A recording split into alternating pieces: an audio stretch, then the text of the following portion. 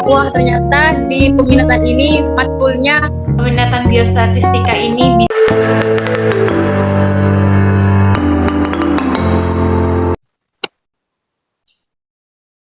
Assalamualaikum warahmatullahi wabarakatuh. Halo Sobat Isna, kali ini kita akan membahas salah satu peminatan yang ada di kesehatan masyarakat, yaitu peminatan biostatistika. Nah, sekarang aku sudah ditemani oleh kakak-kakak dari peminatan biostatistika yang akan menemani kita belajar sore hari ini. Oke, Assalamualaikum Intan, Aski. Waalaikumsalam warahmatullahi wabarakatuh. Itna. Disapa dulu dong guys, Sobat Isna. Halo Sobat Isna gitu. Sobat Itna. Halo. Gimana kabarnya guys? alhamdulillah. Alhamdulillah baik kabarnya. Alhamdulillah. Ya. Di sana itu ya guys, cuaca mendukung ya untuk kestabilan jaringan kita. Bismillah atas restu mama papa. Dan ridha Allah. Oke, jadi kali ini kita akan ditemani sama kakak Intan dan kakak Aski ya, yang sudah berpengalaman belajar di peminatan biostatistika. Nah, kalau kita lihat dari namanya biostatistika, ada bio, ada statistika. Bio ini artinya hidup. Kalau statistika ini kan angka-angka. Nah, kalau digabung, hidup yang penuh dengan angka-angka. Maksudnya angka-angka yang untuk menghitung bermakna gitu kan. Apakah benar artinya biostatistika ini adalah angka-angka dalam kehidupan gitu ya. Oke, kita tanya langsung kepada teman-teman yang expert dalam bidang ini. Aku ke Intan dulu deh. Biostatistik itu belajar apa sih? Jadi benar apa yang dibilang oleh Itna, kalau bio itu hidup dan statistik itu adalah lebih ke angka-angka ya untuk menghitung-hitung itu. Nah, jadi biostatistik itu adalah ilmu dasar di kesehatan masyarakat yang mana digunakan untuk metode untuk mempelajari masalah-masalah terkait kesehatan dan khususnya itu untuk di kependudukan di masyarakat itu. Nah, yang mana dari di situ tuh kan kependudukan pasti banyak masyarakat banyak orang-orang yang mana dari situ kita mengetahui terkait bagaimana mengumpulkan data-data masyarakat tersebut. Setelah itu kita menyusun, menyajikan, kita menganalisis dari data itu. Baru setelah itu kita kan bisa mengetahui, wah ternyata ini nih masalah yang ada di masyarakat. Itu lebih umumnya, itu umumnya seperti itu.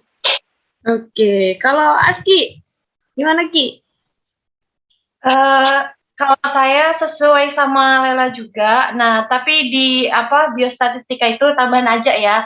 Di peminatan biostatistika kependudukan itu dia itu fokus kajiannya itu penerapan statistika di bidang kesehatan dan masalah kependudukan. Terkait kesehatan ibu, anak, dan reproduksi juga menjadi fokus kajian di peminatan biostatistika kependudukan.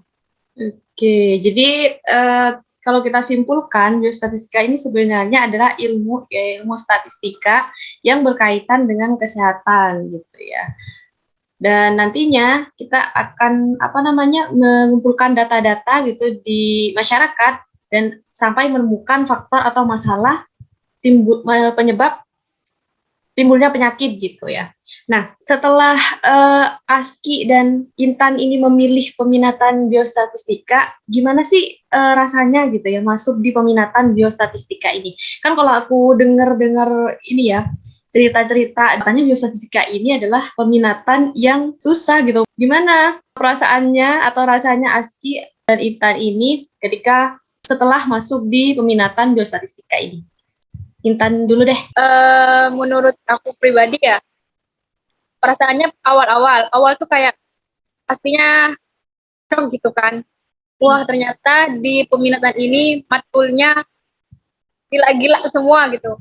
Tapi setelah kayak kita jalanin gitu kan, kayak aku tanya Aski, kita belajar kelompok gini-gini, ternyata dia pasti di setiap kesulitannya pasti ada kemudahan gitu kan. Kita kayak belajar, kita sharing bareng tentang tentang analisis data gini-gini bareng-bareng gitu. Tapi kalau ditanya awal-awal ya itu shock, nano-nano banget kayak, baru ini pelajaran apa sih gitu kan pastinya. Tapi kan di sini kan kita punya ada dosen kan, kita bisa sharing juga ke dosen-dosen ini. Kita tanya ibu gimana, bapak ini gimana, dan ternyata di apa ya dosen-dosen dari biostatistika ini juga open minded juga bisa menerima sharing kayak gak apa-apa yuk tanya mbak kalau ada yang belum dimengerti tuh gak apa-apa tanya gitu kayak malahan tuh kayak disuruh kalau belum jelas kayak disuruh ayo zoom lagi gak apa gitu di luar kita matkul ya Ki ya kalau memang ada yang emang belum ngerti itu sih dan juga teman-teman di biostatistik juga seru-seru banget. Oke. Kalau Aski, gimana Ki feels-nya belajar di peminatan statistika?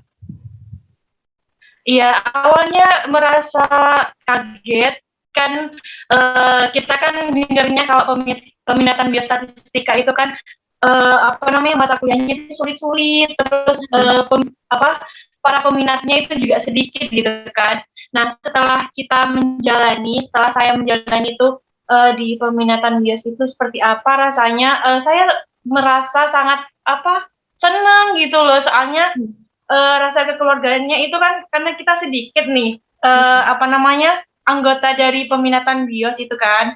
Jadi itu rasa kekeluargaannya itu sangat dap gitu loh. Nih dari dari peminatan bios sendiri, terus dosen-dosennya juga keren-keren, bahasnya mata kuliah yang cara nganalisis ini, terus kita menggunakan RStudio, terus kita bisa membuat peta gitu, dan itu rasanya itu sangat menarik gitu menurutku. Jadi sebenarnya yang dikatakan bahwa biostatistik ini adalah mata kuliah yang sulit itu mitos atau fakta?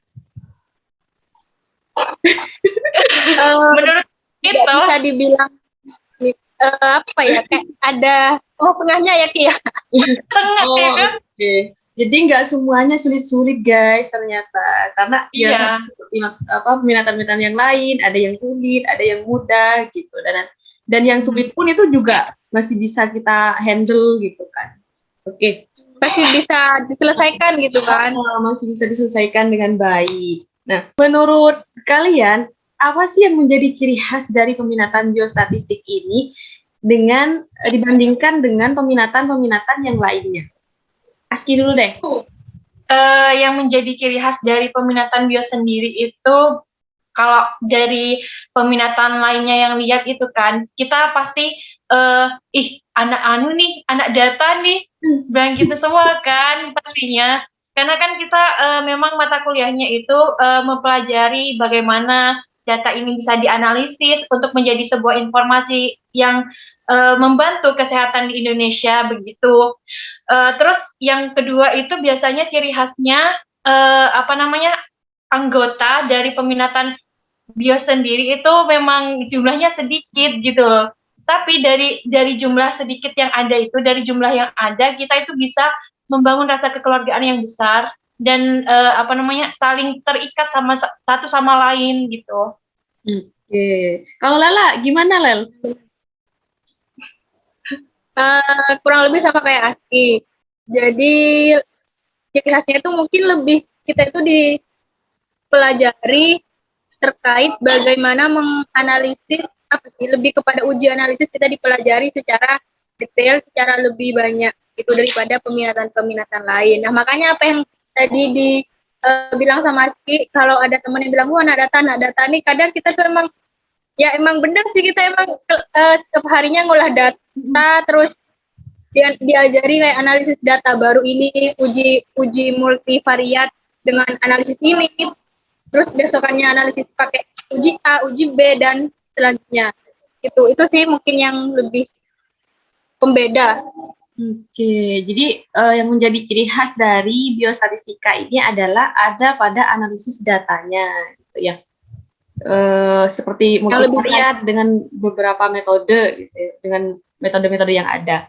Nah, Kalau tadi kita sudah membahas tentang peminatan biostatistika ini secara umum, aku mau tanya peminatan biostatistika secara lebih spesifik melalui mata kuliah yang dipelajari. Apa sih mata kuliah yang ada di peminatan biostatistika ini? Intan dulu deh. Di peminatan biostatistika itu kan kita dimulai dari semester 6 sampai semester 8 gitu kan. Tapi yang emang benar-benar full matkul itu ada di semester 6 sama semester 7. Di semester 6 itu pertama yaitu ada analisis multivariat. Analisis multivariat itu kita mempelajari terkait uji-uji di SPSS dan juga analisis multivariat itu ada di semester 7.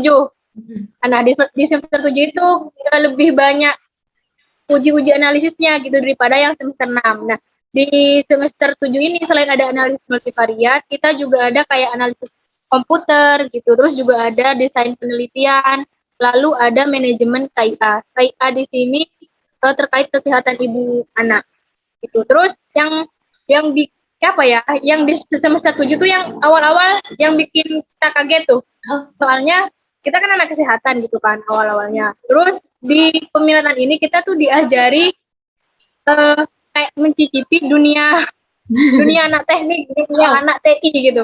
Terus apa ya, anak teknik kan lebih ke bagaimana membuat suatu rumus gitu kan, rumus-rumus aplikasi lah gitu. Yang mana kalau misal gak seimbang ataupun salah satu angka ataupun ya satu angka gitu kan kayak gak jadi tuh rumus gitu kan. Terus kita tuh kayak seangkatan peminatan ini gimana ya kok kita mulai dipelajari ini gitu. Awal-awal gitu, tapi kayak minggu-minggu selanjutnya kita tuh diajari step per step gini gitu. Dan alhamdulillah ya anak-anak mulai ada yang ngerti juga gimana rumus-rumusnya tuh bisa menjadi satu aplikasi lah gitu. Itu di semester 7. Pada analisis komputer yaitu RStudio ya Ki ya, kalau nggak salah. Iya. Ya, menggunakan di semester RStudio. Lalu di semester 6 itu ada terkait epidemiologi kesehatan reproduksi. Jadi di sini selain kita mempelajari terkait analisis data, kita juga mempelajari terkait kesehatan ibu dan anak. Tuh. Dan kayak epidemiologi KIA tuh kayak gimana juga. Tuh. Oke. Barangkali Aski mau melengkapi, Ki? Yang bikin kita kaget juga itu pas waktu yang benar katanya Lela itu yang dipelajari tentang mata kuliah yang berhubungan sama anak teknik gitu kan, yang RStudio itu kan. Nah di situ kita itu bikin suatu kayak buku gitu kan ya Lel ya? Apa pedoman menggunakan RStudio dari yang dasar-dasarnya aja gitu loh. Dan ya itu menurutku ya cukup rumit dari kita yang latar belakangnya anak kesehatan, terus kita disuruh mempelajari RStudio ini dan kita membuat pedomannya itu seperti apa gitu. Tapi untungnya karena zaman sekarang sudah lebih maju, kita kan bisa sambil browsing gitu kan di YouTube, di Google gitu kan, di Google itu sangat membantu gitu loh untuk memahami gitu loh bagaimana analisis menggunakan RStudio ini gitu. Kalau yang mata kuliah yang buat peta-peta itu apa? Yang buat peta persebaran penyakit? Itu analisis multivariat ya Lel ya. Terus juga ada Google Earth juga ya Ki ya. Iya. Terus ada itu quantum GIS. Kita kalau nggak salah pakai quantum GIS Lel. Iya, GIS itu ya. GIS. Iya. Itu yang dari dosen tuh kita dibantu gitu, kayak ada peta dan juga ada data-data dari daerah ini kasusnya segini gitu. Jadi dosen kita tuh juga nggak pas langsung ini kalian belajar sendiri ya, enggak, tapi tetap dibantu, tetap dikasih ini peta dipelajari dulu ya gimana gimana. Terus ini juga ada kasus di daerah ini juga ada dikasih pedoman gitu. Oke, jadi dari banyaknya yang dipelajari gitu ya di peminatan biostatistika ini, ada nggak sih satu mata kuliah yang emang bener-bener kalian tuh ketika belajar butuh upaya besar yang kayak apa ya namanya sampai bikin galau gitu loh guys, dan sampai harus belajar tiap hari gitu. Ada nggak sih satu mata kuliah? Aski dulu deh. Apa ya? Semuanya enggak sih, Lel? Enggak Jadi cuma semuanya satu. bener, apalagi kalau udah berhubungan sama kayak aplikasi RStudio, QGIS, terus analisis di SPSS juga. Oke, jadi semuanya guys, apa semuanya mudah? Apa gimana? Semuanya kalau dipelajari pasti mudah. Oke. Jadi guys, Apa namanya? Begitu mudah kalau apa namanya kalau kita mendengarkan penjelasannya dari dosen itu seperti ini dan kita mencatat gitu kan ya. Nah itu kalau kita tidak mencatat itu Kak, kita kebingungan. Ini gimana caranya? Ini gimana caranya seperti itu? Itu yang bikin apa? Yang bikin susah itu seperti di hal tersebut gitu loh. Kan kebiasaan kan ya mohon maaf ya kalau dosen menerangkan di kelas aja itu kan kayak kita ya Allah ngantuk banget ini apa sih aku gak ngerti gitu kan. Nah apalagi kita kan kondisi pandemi terus apa namanya lewat Zoom juga kan jadi kan kita apa kita close video. gak on video gitu kan terus kita kayak ya Allah cepetan selesai gitu kan. Tapi ketika kita dikasih tantangan untuk melakukan analisis ini kita ya kebingungan sendiri gitu loh kalau kita gak nyatet gitu. Oke, jadi sebenarnya nggak ada yang sulit kalau dipelajari gitu ya. Iya. Nah, oke. Jadi kan kalau tadi katanya, kalau bisa disimpulkan ya katanya Intan dan Aski ini sebenarnya nggak ada yang sulit dari peminatan biostatistika ini. Nah, bagaimana tips dan triknya gitu ya supaya kita lebih maksimal belajar di peminatan biostatistika ini supaya bisa maksimal dapat ilmu dan pengalamannya. Intan dulu deh.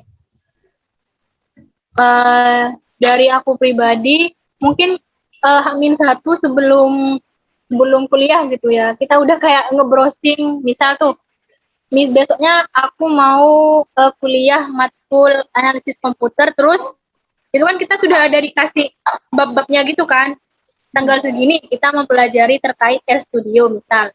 Nah mungkin H-1 tuh kita udah browsing gitu kan terkait apa sih RStudio yang emang benar-benar aku sendiri waktu itu ini apa ya RStudio benar-benar gak tahu. Jadi bisa tuh kita browsing RStudio adalah aplikasi gini. Oh ternyata ini aplikasi buat bikin rumus-rumus kayak anak TI gitu. Terus setelah itu ya bisa baca-baca dikit lah gitu. Kalau misalnya ada yang nggak ngerti kan pastinya besok tuh dijelasin sama dosennya. Terus kita bisa tanya gitu. Yang kita belum pahami tuh apa aja gitu. Lalu pas saat kuliah mungkin kita harus fokus sih benar-benar kata Ski emang harus fokus gitu. Soalnya kalau misal kayak nggak fokus apalagi di matkul yang bisa terbilang cukup susah itu kayak duh Ki aku gak ngerti tadi bicara apa ya Ki ya pasti kayak gitu. Nah terus setelah itu kalau emang gak ngerti tanya aja gitu jangan kayak dipendem gitu kebiasaan kayaknya ya aku pribadi sering kayak gitu juga sih. Oke, jadi cukup banyak ya tips dan triknya. Kalau Aski gimana Ki? Benar sih katanya Lela apa namanya kita sebelum jadwal kuliah itu apa dilakukan kita ya harus browsing dulu kan tapi kalau aku pribadi sih enggak ya enggak mencari H-1 tuh pas hari H kuliah apa ya kita dengarkan fokus kita catat meskipun kita enggak ngerti tuh yang penting itu kita itu harus nulis apa yang dosen itu jelasin langkah-langkahnya itu seperti apa karena itu apa namanya itu sangat pengaruh sih menurutku menulis itu ketika kita gak nulis kita nggak tahu apa nanti yang akan kita lakukan gitu loh selanjutnya kayak gitu. Terus selain menulis itu kita bisa juga sharing di grup, kan kita kan punya grup peminatan sendiri tuh kan. Nah itu kita sharing gimana, ini gimana sih tadi maksudnya, kok aku gak ngerti gitu kan. Nanti biasanya saling saling sharing, terus ketika udah mentok gak ngerti, kita baru tanyakan ke dosen-dosennya kita itu seperti apa. Dan dari situlah kita mendapatkan penjelasan dari mata kuliah yang menurut kita itu sulit gitu. Oke, Benar banget. luar biasa tips dan triknya ya. Jadi tadi tips dan triknya belajar dengan baik, benar-benar belajar. Terus kalau ada kuliah jangan lupa sebelumnya kita belajar dulu. Nah, terus jangan lupa mencatat, banyaklah bertanya. Jangan bolos. Hah? Eman. Oke. Jangan bolos, eman guys. banget. Karena ilmunya tuh kayak meskipun kita males gitu kan. Kayak ya penting jangan nge-skip kuliah gitu, meskipun kayak ngantuk apapun itu, ininya jangan nge-skip. Oke. Dengarkan ya, jangan pernah bolos kuliah. Oke, terima kasih guys.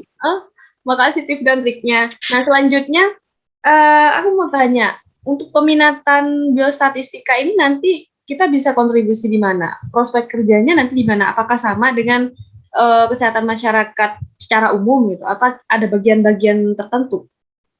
Aski dulu deh. Kalau prospek kerja sih sebenarnya kan kita kan lulusannya tetap sama, sarjana kesehatan masyarakat, baik itu peminatan biostatistik, peminatan epidemiologi, K3 dan lain-lain. Tapi sepengalaman saya itu kalau untuk peminatan biostatistik itu prospek kerjanya bisa di Dinkes, bisa di rumah sakit, bisa di BPS, terus bisa di puskesmas juga.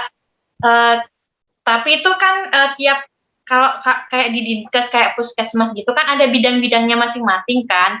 Nah, kalau di peminatan bios itu lebih cocok ke bagian case pro, karena kita kan juga mempelajari itu bagaimana kesehatan reproduksi ibu, reproduksi anak dan reproduksi remaja putri gitu. Nah, itu lebih cocok di situ. Tapi kenyataannya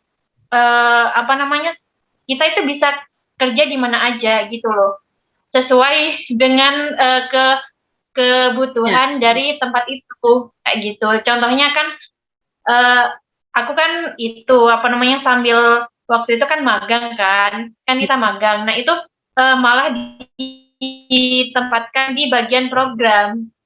Yang kita di kuliah sendiri itu kan nggak bahas pas di kuliah peminatan itu kan nggak bahas ini merencanakan apa sih gitu kan. Seperti itu. Program tuh enggak sih, program perencanaan. Perencanaan. Perencanaan berarti ya di AKP ya harusnya ya. Iya, bisa juga. Jadi anak pasti pernah belajar bisa di mana aja gitu. Kenapa? Karena kita pernah belajar itu dulu ya. POAC, Planning Organization Management, ada perencanaan juga. Tapi kan ketika kita udah peminatan, pelajaran untuk perencanaan itu tidak sedetail yang kalau kita di peminatan AKK sendiri gitu kan. Seperti itu. Oke, gimana kalau Lela? Secara garis besar sama kayak Aski sih. Bisa di situ, bisa di BPS, rumah sakit, puskesmas, dinas kesehatan, dan juga selain kan kita kan memang peminatan biostatistika ya. Namun semisal kayak ada di bidang lain gitu kan, kita tuh juga bisa di situ, karena kan kita juga mempelajari gizi, kita juga mempelajari EPID sebelum kita memang ditempatkan di peminatan yang kita pilih gitu. Intinya kita kan sama-sama dapat semua ilmu itu. Oke. Nah, jadi itu dia prospek kerjanya ya. Nah, selanjutnya sebelum kita closing, aku mau tanya satu harapan atau banyak harapan gitu ya untuk Indonesia ini dalam bidang kesehatan, khususnya terkait dengan biostatistika, terkait dengan bidang ilmu yang teman-teman tekuni. Harapannya itu kayak semoga tuh makin banyak adik-adik yang mau belajar lebih dalam lagi terkait terkait biostatistik ini. Kayak misal tuh udah punya ketertarikan gitu kan, pengen pengen pengen pengen tahu terkait analisis ini. Tapi kayak ada suara-suara batin lain, jangan kesini nanti kamu susah gitu kan. Nah, semoga tuh itu mitos benar kata si tadi, kalau kita tuh bakal diajarin gitu loh, kita bakal dibimbing analisis ini step by step sama dosen kita. Jadi kalau misal emang mau ini ya udah perjuangin aja gitu, jangan takut-takut. Dan ya intinya juga lebih banyak mahasiswa atau ada di tempat kita yang mau berpartisipasi lebih lah di bidang ini. Karena kan bios ini kayak misal tuh di apa ya, di instansi kita kan pasti membutuhkan yang tidaknya bisa mengolah data lah, tidaknya dasar-dasarnya tahu gitu. Oke. Kalau Aski, apa harapannya, Ki? Harapanku sih sebenarnya harapanku sama kayak Lela itu, semoga peminatan biostatistika ini banyak diminati oleh para mahasiswa sarjana kesehatan masyarakat. Soalnya kenapa? Kan sebagai sarjana kesehatan masyarakat itu kan kita melakukan upaya pencegahan. Nah, di mana kita ketika melakukan upaya pencegahan, kita harus tahu, harus mengerti seperti apa kondisi kesehatan di Indonesia itu sendiri. Nah, contohnya kayak pandemi ini kan, pandemi COVID.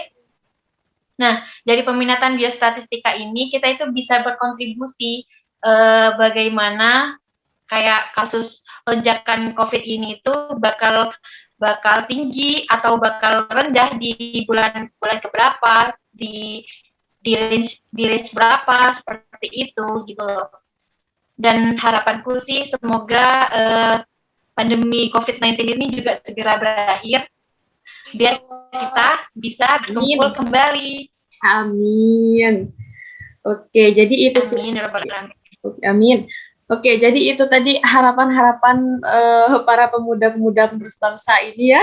Keren sekali harapannya untuk kesehatan ke depannya.